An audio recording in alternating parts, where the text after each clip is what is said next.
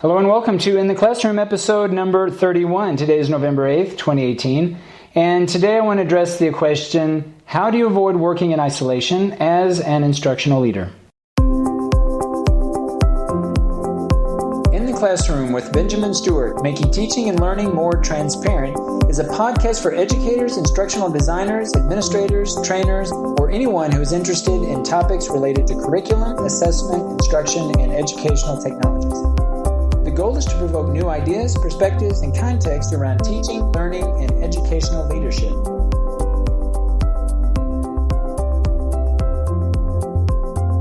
Before we get into my workflow, I want to address this issue or problem of working in isolation. I think as teachers we can find many cases where we tend to get in a routine where we prepare for class, we give the class, we grade papers, then we cycle again and prepare for the next class and so on.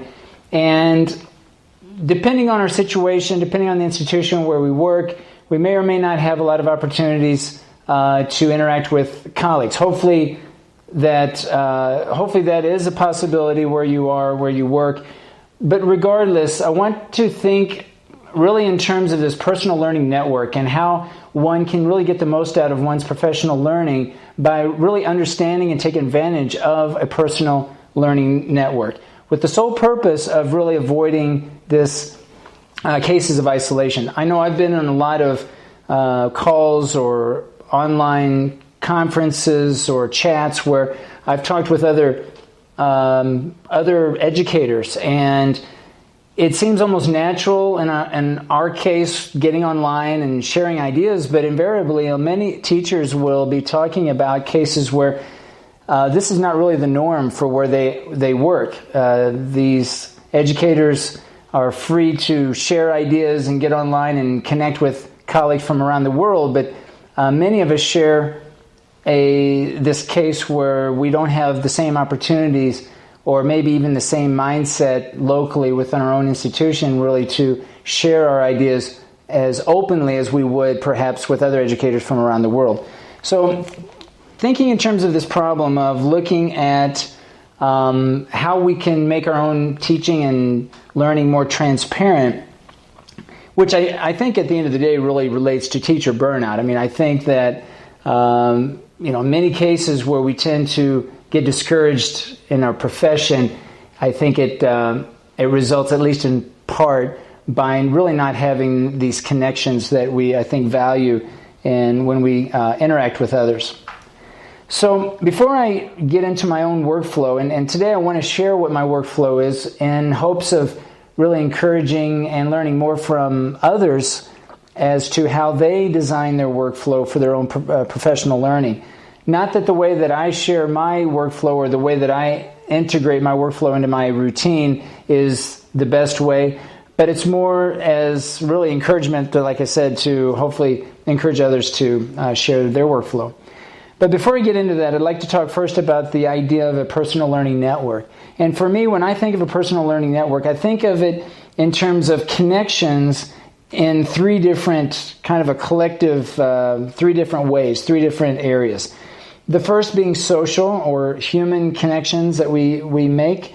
The second being material or technological. And the third having to do with ideas. So the idea is to really understand how we interact with others, what kind of tools or technologies we use, and what kind of ideas do we share.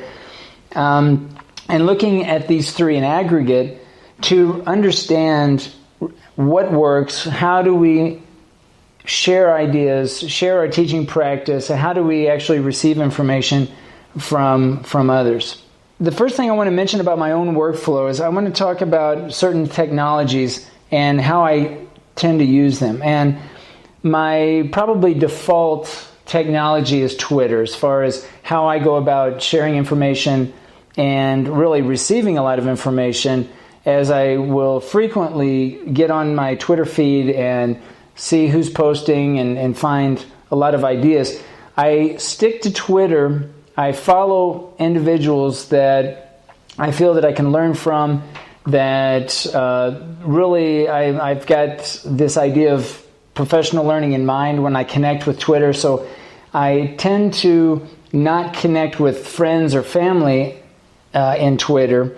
I leave that up to Facebook, and really tend to look for professionals and, again, educators, or just those who have a lot to share with regard to different topics that I'm interested in. Those will be the ones that I tend to gravitate towards. You're listening to In the Classroom with Benjamin Stewart, where each episode poses a through-line question or problem intended to generate dialogue around current issues that affect educational stakeholders who are concerned with improving learning outcomes.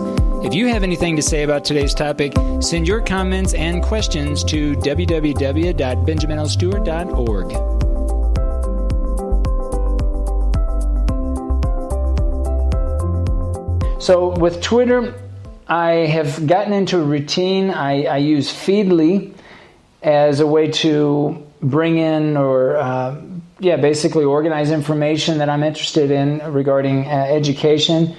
And then I'll send it out through Buffer, so that Buffer then pushes it out to Twitter. It will post Twitter feeds or Twitter posts on the hour, every hour on the hour.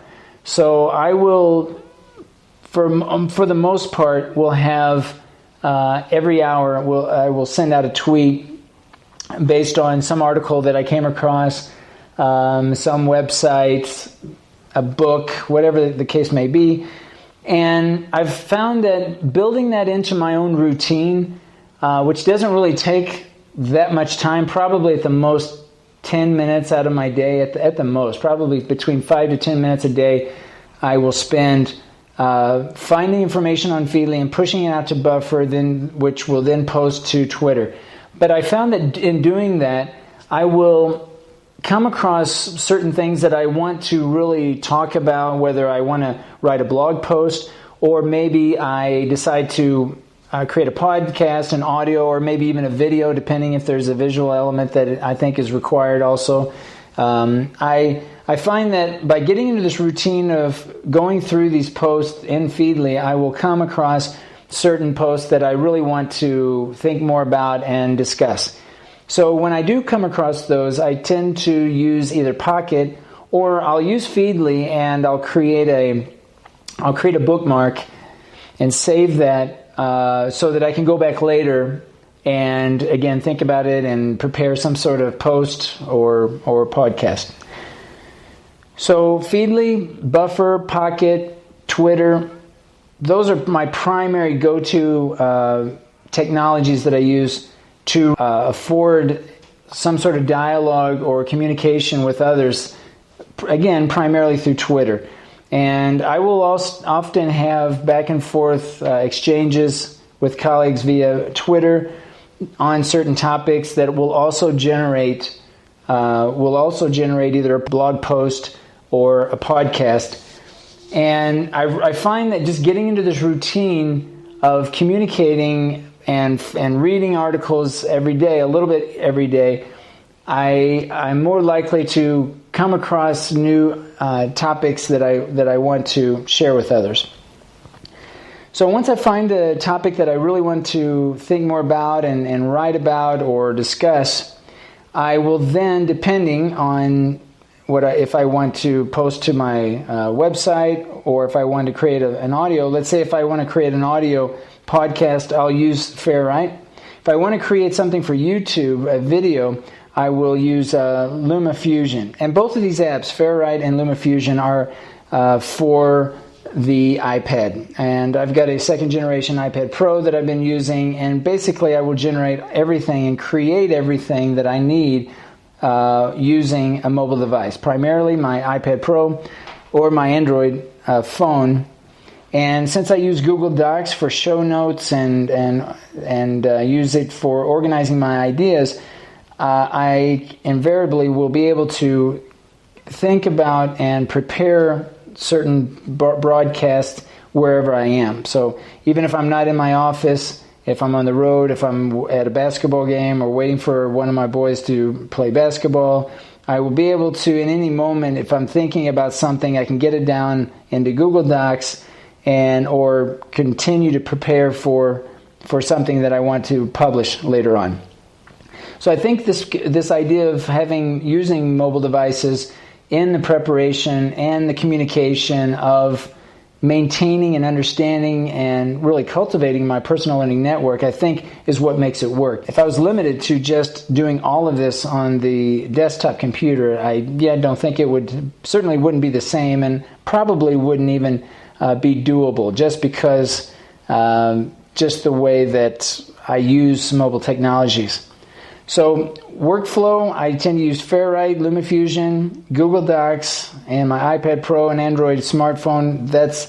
Those are the basic technologies that I use. The apps, Feedly, Buffer, and Pocket, and Twitter, of course. I will use occasionally Facebook. I'll dip into a few Facebook groups, but honestly, because I don't really spend much time in Facebook anyway, I find that I seldom will enter into Facebook groups with any regularity.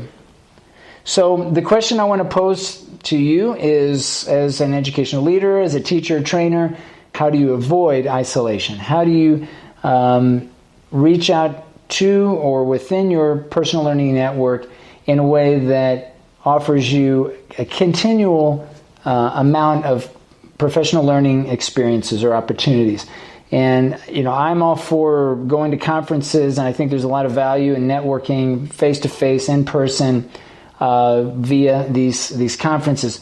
But I think we also can complement those experiences by just trying to build into our own routine a way that we can make our teaching and learning more transparent. And this is what I'm curious about, how others do this, how others build into their own routine this idea of sharing with their colleagues. Thanks for listening to In the Classroom with Benjamin Stewart. If you want to be part of the broadcast or just would like to leave feedback about the show, leave me a message at www.benjaminlstewart.org. In the Classroom, encouraging educators to think and do out loud.